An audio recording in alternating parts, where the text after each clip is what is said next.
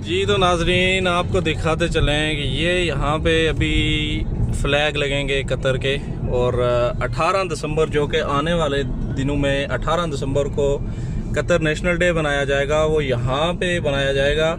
तो इस पे भी एक वीडियो बनेगी, सो स्टे ट्यून, हमारे साथ रहिए और आपको इंशाल्लाह मालूमात देंगे। यौमुल वतनी कहते हैं अरबी में इसको, और इंग्लिश में नेशनल डे कहते हैं आप, उर्दू में कौमी दिन कहते हैं। तो इसकी वीडियो भी आपको जल्द से जल्द देंगे इंशाल्लाह। तो हमारे चैनल को सब्सक्राइब ज़रूर करें और वीडियो को लाइक शेयर ज़रूर करें, दोस्तों के साथ इन्फॉर्मेशन को ज़रूर शेयर किया करें। तो आज जिस कानून के बारे में मैं आपसे बात करने के लिए आया हूँ, तो ये वीडियो आप कहीं से भी स्किप मत करें, इसको कंप्लीट देखें ताकि आपको मुकम्मल मालूमात मिल सकें और आपको सही मालूमात जो हैं वो मेरे चैनल से मिलें। तो बात शुरू करते हैं। तो बात इस तरह की है कि ये तीन कानून जो हैं ये अभी नए कानून बन रहे हैं, जिनमें से दो कानून तो वो 2020 में इम्प्लीमेंट हो जाएंगे कतर में, और जो तीसरा कानून है वो अभी भी अंडर प्रोसेस है, उसके ऊपर अभी काम हो रहा है, जो कि बहुत जल्द कंप्लीट होके उम्मीद की जा रही है कि वो भी बहुत जल्द उसका भी इम्प्लीमेंट हो जाएगा।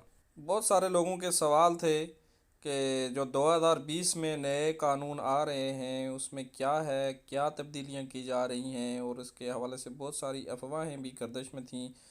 तो इस सिलसिले में मैं आज आपके सामने हाज़िर हुआ हूँ। तो आपको बताता चलूँ कि अरब ममालिक में सिर्फ़ कतर वो वाहिद मुल्क है जिसने खरूजिया सिस्टम को ख़त्म किया है, जिसमें कुछ महीने पहले एक कानून बनाया गया था जिसके तहत कुछ कंपनियां थीं जिनको अभी भी उस कानून का सामना था कि भाई आपके चंद लोग जो हैं वो, जिनको वो 5% कंपनी वाले जो लोग हैं, 5% के करीब कुछ लोग जो मैनेजमेंट के लिए लिहाज से होते थे, तो उनको रोक दिया जाता था। उनको खरूजिए की ज़रूरत होती थी, जिसे एग्ज़िट परमिट भी कहते हैं। तो वो पेपर उनको बनवाना पड़ता था।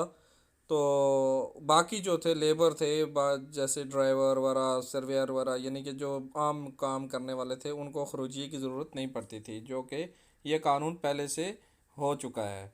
तो अब जो हुआ है इसमें कानून जो नया आया है उसके तहत ये होगा कि जो कंपनीज़ जो गवर्नमेंट के अंदर हैं उनमें भी ये कानून लागू किया जाएगा। और उसके अलावा जो शख्सी वीज़े, जो पर्सनल वीज़े, जैसे घरों के ड्राइवर, जैसे इनके मज़रे होते हैं उनमें जो लोग काम करते हैं, इनके जो अपनी कफ़ालत में, जो अरबियों की कफ़ील की कफ़ालत में जो लोग काम कर रहे हैं, तो उन लोगों को भी पहले खरूजिया या एग्ज़िट पेपर की ज़रूरत होती थी।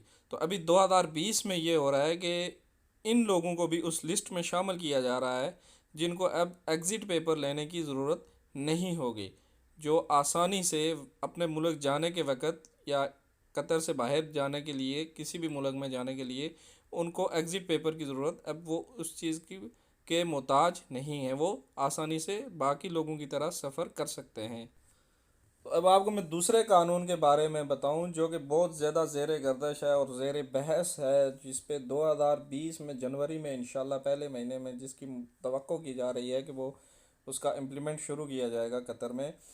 तो इस कानून के हवाले से बहुत सारी अफवाहें भी चली हैं, और कानून ये है कि आप किसी कंपनी में से रहते हुए दूसरी कंपनी में काम कैसे करें।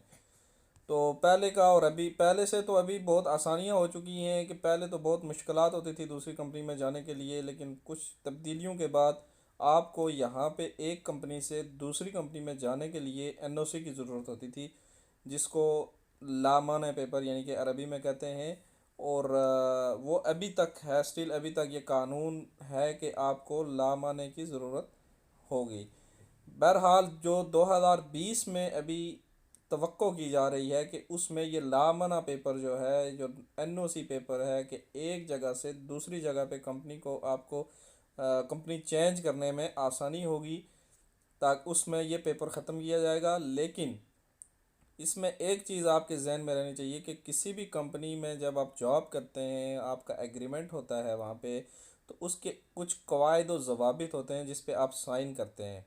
वहाँ पे जो आपका एग्रीमेंट है, आपने जितना टाइम उस कंपनी को देना है, आपके एग्रीमेंट में लिखा हुआ है। ये चीज़ आपके जहन में रहनी चाहिए कि आप उस एग्रीमेंट से हटेंगे तो उसके आपको नुकसानात क्या हैं, उसमें से आपको फ़वाइद क्या हैं अगर आप कंपनी अपना एग्रीमेंट कंप्लीट करते हैं।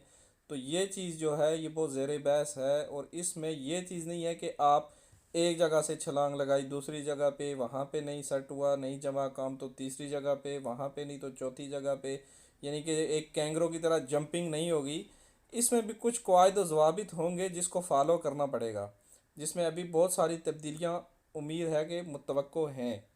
अब जो आपको मैंने ये दो कवानीन के बारे में बताया है, तो ये कवानीन दरअसल अभी तक ज़ेर बहस हैं या इस पे काम हो रहा है। अभी तक मुकम्मल मालूमात इसकी नहीं आई हैं, जब भी आएंगी वो भी इंशाल्लाह आपके साथ शेयर की जाएंगी।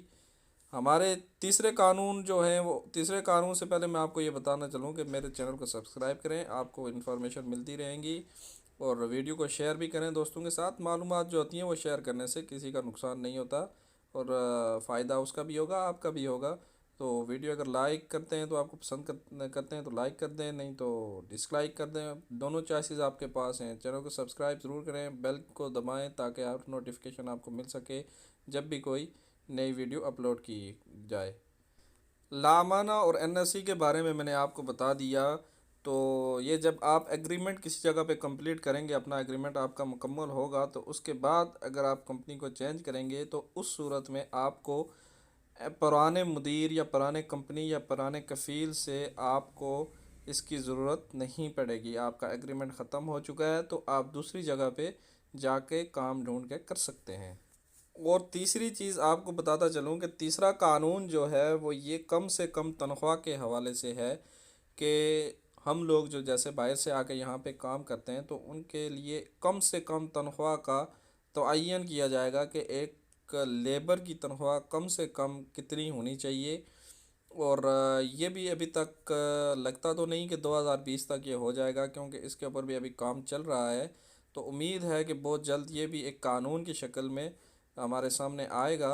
और जो भी कानून मैंने आपको बताए हैं, 3 कवानीन के बारे में आपको बताया है, तो ये इन पे अभी तक डिस्कस चल रही है, इन पे काम चल रहा है, और बहुत जल्द इंशाल्लाह एक कानून की सूरत में कैबिनेट इसको लेके आएगी। तो ये हो गई जी आज की मालूमात, तीनों कवानीन के हवाले से मैंने आपको मुकम्मल मालूमात दे दी हैं। तो चैनल को सब्सक्राइब ज़रूर कीजिएगा और दुआओं में याद रखिएगा। अल्लाह हाफिज़।